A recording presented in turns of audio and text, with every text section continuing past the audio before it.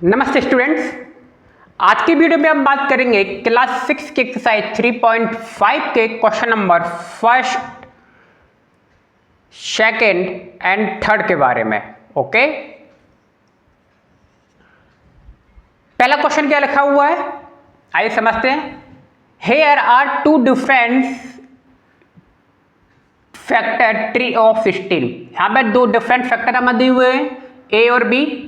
Right the missing number, और इनमें जो मिसिंग नंबर है वो हमें राइट या लिखना है। जैसे कि आप देख रहे हो, ये देख रहे हो, ये मिसिंग नंबर है, ये भी मिसिंग नंबर है। हमें इसमें बताना है कि कौन से नंबर आएंगे। क्लियर? तो ये बहुत ही सिंपल है, तो आइए चर्चा करते हैं। पहला देखते हैं, देखिए यहाँ पे क्या लिखा हुआ है, 16 लिखा हुआ है। 16 के टू फैक्टर कौन कौन से हुए, 6 और 10। जब 6 और 10 को मल्टीप्लाई करोगे तो क्या आएगा, 16 ही आएगा। ऐसे यहाँ पे देखिए, फिर 6 के फैक्टर किए, 6 का फैक्टर 1, 6 का एक फैक्टर 2 आया, तो अगला कौन सा आना चाहिए, सीधी सी बात है, अगला कौन सा आएगा। अब 2 से 6 को क्या कर दें, माइनस कर दें, सॉरी माइनस नहीं, डिवाइड कर दें, तो वो नंबर निकल के आएगा, नंबर है 3। कहेंगे 2 में जब 3 का मल्टीप्लाई करोगे तो 6 मिलेगा, तो अगला फैक्टर कौन सा आ गया, 3 आ गया। ऐसे ही यहाँ पे 5 दिया हुआ है, अब पूछ रहा है अगला फैक्टर कौन सा आएगा, और ऊपर 10 है, तो दिमाग चलना चाहिए। अगर ये 5 है तो अगला 2 होना चाहिए, क्योंकि जब 5 का 2 में मल्टीप्लाई करोगे तो क्या मिलेगा, 10 मिलेगा। अगर समझ में नहीं आ रहा है तो 5 से क्या कर दो, 10 को डिवाइड कर दो, आंसर आएगा 2। तो यहाँ पे जो आपका ब्लैंक कॉलम है उसमें क्या भर देंगे, 2। अब 5 का 2 में मल्टीप्लाई करोगे तो 10 आएगा। क्लियर? ऐसे ही क्वेश्चन नंबर सेकंड देखिए, इसमें भी 60 दिया हुआ है, अब ये 30 है, तो इसमें क्या आएगा, फिर 30 में कितने का मल्टीप्लाई करें कि 16 आ जाए, तो जाहिर सी बात है 13 में आपको 2 का मल्टीप्लाई करना है, और नहीं समझ में आ जाए 30 से 60 को क्या कर दो, डिवाइड कर दो, तो आंसर आएगा 2। तो 30 का 2 में मल्टीप्लाई करेंगे तो 16 आएगा। क्लियर? अब 13 के 2 फैक्टर उन्होंने किए, कह रहे 13 का एक फैक्टर है 10, तो अगला कौन सा होना चाहिए, तो आपका दिमाग क्या चलना चाहिए कि 10 में हम क्या मल्टीप्लाई करेंगे, 3 का। क्लियर? तो 3 का मल्टीप्लाई करोगे जो 30 आएगा कि नहीं आएगा। अब यहाँ 10 के 2 फैक्टर हमें लिखने हैं। क्लियर?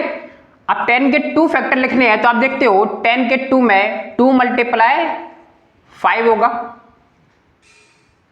क्लियर? या 2 मल्टीप्लाई 5 लिख सकते हो, या 5 मल्टीप्लाई 2, इसके अलावा तो कोई बनेगा नहीं। बात समझ में आ गई? तो हमने पहले लिख दिया 5, फिर लिख दिया 2, 5 और 2 का जब मल्टीप्लाई करोगे 10 ही मिलेगा। ठीक है? तो ये आपका क्वेश्चन नंबर फर्स्ट कंप्लीट हुआ। इसी तरह से आप और भी 3 मेथड को बना सकते हैं। अगला है क्वेश्चन नंबर सेकंड, क्या कह रहा है, Which factor are not included in the prime factorization of a composite number?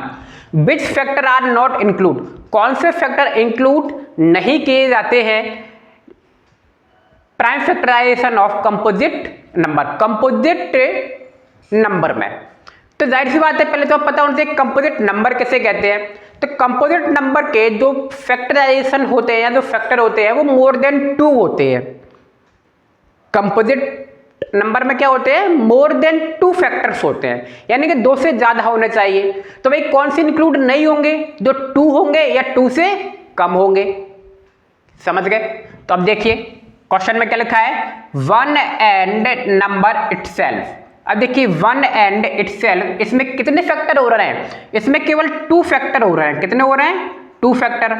और कंपोजिट नंबर की डेफिनेशन क्या है कि मोर देन 2 फैक्टर होने चाहिए, और इसमें 1 एंड नंबर इटसेल्फ जब होंगे तो केवल 2 ही फैक्टर होंगे, यानी कि ये नंबर हम इंक्लूड नहीं करेंगे कंपोजिट फैक्टर के अंदर। समझ गए? तो बस, तो हमने क्या लिख दिया, 1 and the number itself are not include the prime factorisation of a composite number.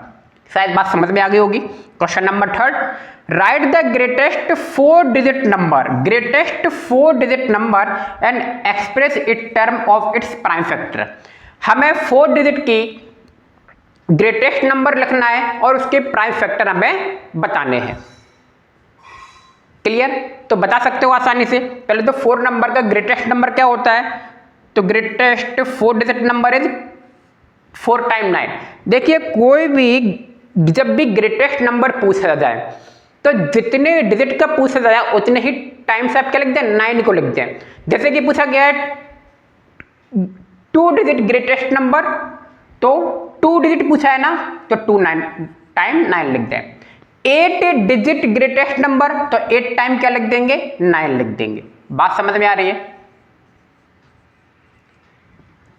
3 digit greatest number, 3 time 9 को लिख देंगे।